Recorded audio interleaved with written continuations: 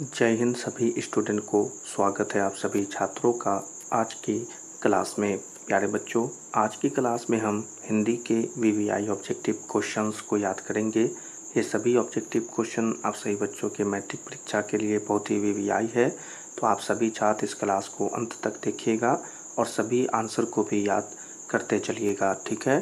तो चलिए यह महत्वपूर्ण क्लास शुरू करते हैं और पहले क्वेश्चन को देखते हैं।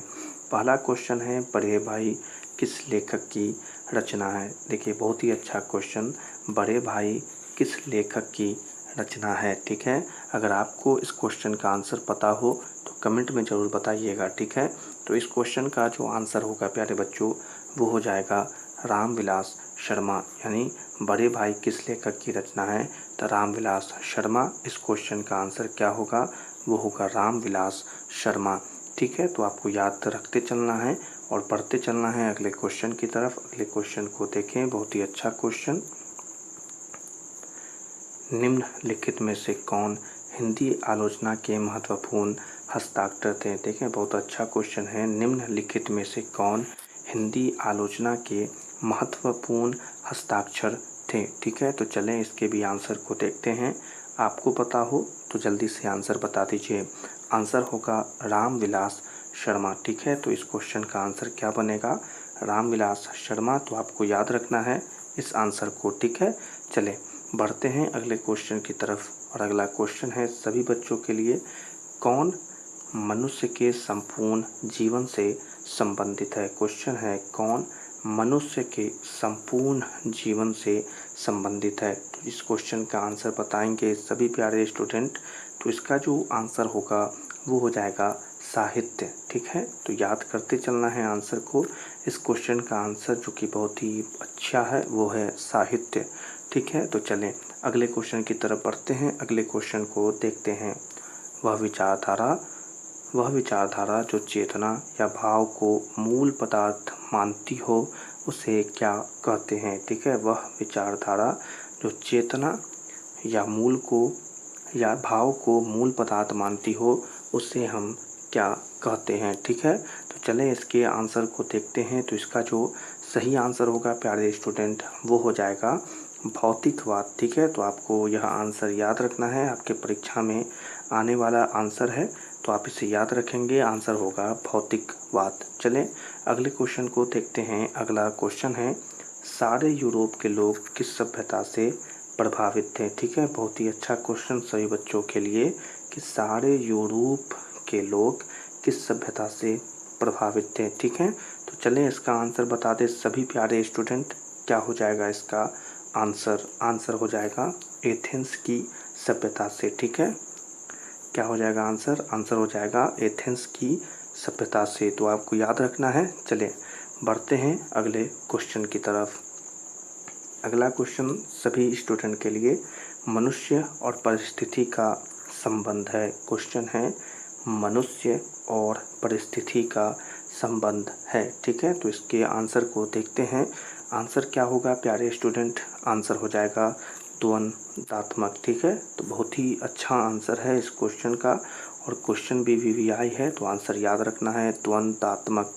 चलिए बढ़ते हैं अगले क्वेश्चन की तरफ और अगला क्वेश्चन है भारतेंदु हरिश्चंद्र किसकी रचना है। क्वेश्चन है भारतेंदु हरिश्चंद्र किसकी रचना है। तो इसका आंसर तो सभी बच्चों को पता ही होगा, तो आप जल्दी से बता दीजिएगा।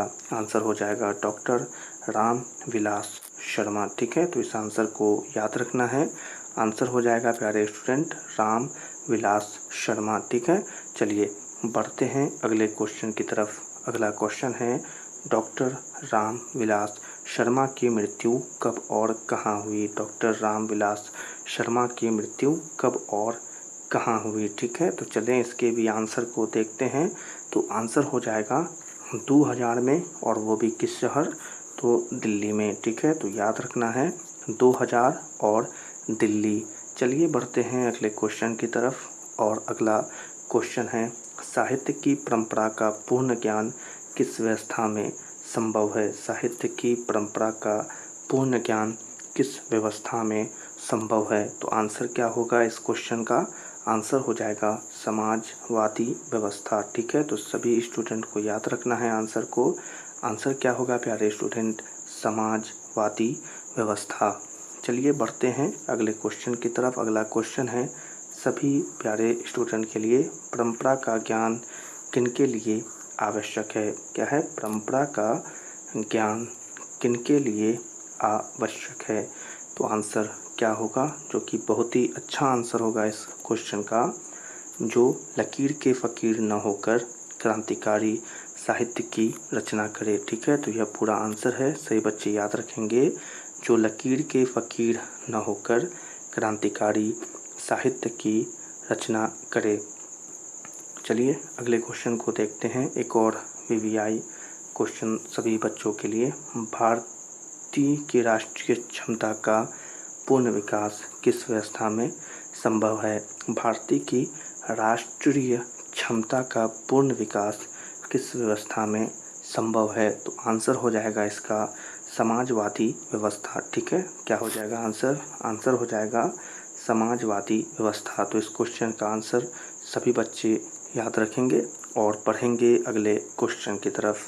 अगला क्वेश्चन है लेखक रामविलास शर्मा के गांव का क्या नाम था? ठीक है, क्वेश्चन है लेखक रामविलास शर्मा के गांव का क्या नाम था? ठीक है, तो इसके आंसर को देखते हैं, जो कि बहुत ही अच्छा आंसर होगा, ऊंच गांव सानी। ठीक है, इस क्वेश्चन का आंसर क्या बनेगा? सभी प्यारे स्टूडेंट को पता हो गया इस क्वेश्चन का आंसर क्या होगा? ऊंच गांव सानी। ठीक है, चलें बढ़ते हैं अगले क्वेश्चन की तरफ। और अगला क्वेश्चन है भौतिकवाद का अर्थ भाग्यवाद नहीं किस निबंध की पंक्ति है? भौतिकवाद का अर्थ भाग्यवाद नहीं किस निबंध की पंक्ति है? तो इस क्वेश्चन का भी आंसर सभी प्यारे बच्चों को पता होगा, हम ये जानते हैं। तो इसका आंसर होगा परंपरा का मूल्यांकन। ठीक है, तो आपको याद भी रखना है इस आंसर को। आंसर क्या होगा प्यारे स्टूडेंट? परंपरा का मूल्यांकन। चले बढ़ते हैं अगले क्वेश्चन की तरफ और अगले क्वेश्चन को देखते हैं महत्वपूर्ण। परंपरा का मूल्यांकन शीर्षक बात साहित्य की कौन विधा है? ठीक है, तो आपसे पूछ रहा है कौन विधा है, तो आंसर बनेगा कि निबंध है। ठीक है, तो याद रखना है आंसर को, सभी प्यारे स्टूडेंट याद भी रखेंगे आप। आंसर होगा कि निबंध है। ठीक है, चले अगले क्वेश्चन की तरफ बढ़ते हैं। बहुत ही महत्वपूर्ण क्वेश्चन सभी प्यारे स्टूडेंट के लिए। रामविलास शर्मा MA पास करने के बाद 1938 ईस्वी में कहाँ व्यस्त हो गए थे? ठीक है, तो इसका आंसर क्या होगा? कहाँ व्यस्त हो गए थे? तो शोध कार्य में व्यस्त हो गए थे। तो इस क्वेश्चन का आंसर भी सभी बच्चे याद रखेंगे। आंसर क्या होगा? शोध कार्य में व्यस्त हो गए थे।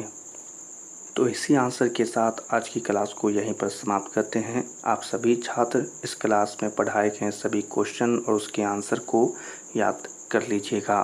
तो आज की क्लास पसंद आई हो तो इस क्लास को लाइक कर दें और अपने मैट्रिक परीक्षा 2025 के लिए चैनल को भी सब्सक्राइब कर लें। सभी छात्रों से मिलेंगे अगली क्लास में, तब तक के लिए आप सभी छात्रों को जय हिंद।